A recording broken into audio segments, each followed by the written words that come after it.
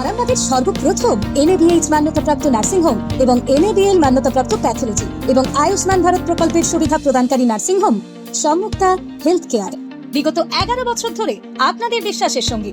ঠিকানা বসন্তপুর মোড়, আরামবাগ, হুগলি।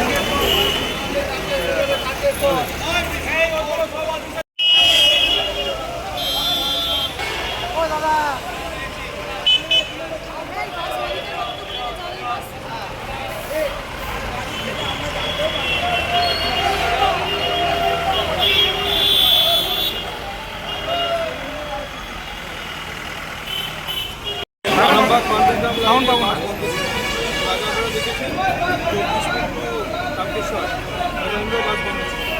আমি একবার আগে চালু করি 5টা বাস, এখন 7টা চলছে। আজকে আরামবাগ পান্ডুগ্রাম থেকে যে বাস বন্ধ ছিল সেটা আমরা আমাদের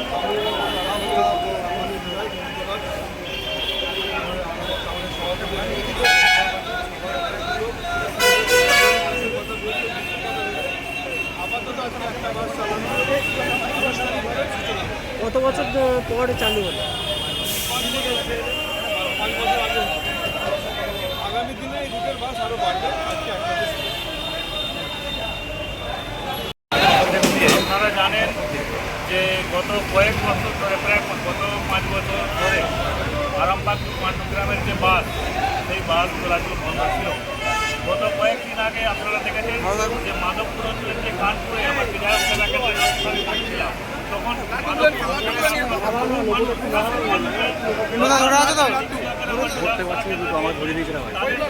একটাই যে আরামবাগ থেকে পান্ডুগ্রামের বাস আবার নতুন করে চালু করতে হবে। তার সেই গ্রামবাসীদের সেই দরখাস্তের কথা মাথায় রেখে গ্রামবাসীদের কথাকে মান্যতা দিয়ে আমি বিমানের সঙ্গে কথা বলি, এখানে বাস কথা বলি, পান্ডুগ্রামের বাস আমরা আজ থেকে অফিসিয়ালিভাবে চালু করছি। আজ থেকে একটা বাস চালু করা হচ্ছে, উদ্বোধন করা হচ্ছে। আগামী কয়েকদিনের মধ্যে এই রুটে আবার বাসের সংখ্যা আমরা খুব তাড়াতাড়ি পাচ্ছি বাড়াতে পারি। টোটোর বিরুদ্ধে কি ব্যবস্থা নেবেন? টোটোর বিরুদ্ধে ব্যবস্থা বলতে টোটো তো বন্ধ করতে আমরা পারিনি, কারণ সবাই ব্যবস্থা করছে বা গাড়ি চালাচ্ছে। আমরা করতে হবে যাতে যাতে না হয়, ওই রুটে যাতে বাস চলাচলের ফলে কোনো টোটোযাত্রী এবং সাধারণ মানুষের কোনো সমস্যা না হয় সেটা। বাসের শুভ সূচনা হলো, কি বলবেন? খুবই ভালো লাগা। আমরা তো জনসাধারণকে পরিষেবা দেওয়ার জন্যই আমাদের অ্যাসোসিয়েশন, আমাদের বাস মালিকরা, বাসের শ্রমিকরা, তো সেই জায়গাটা করতে পেরেছি, আমাদের ভালো লাগা। এই রুটে যে বাস ছিল না এমনটা কিন্তু নয়।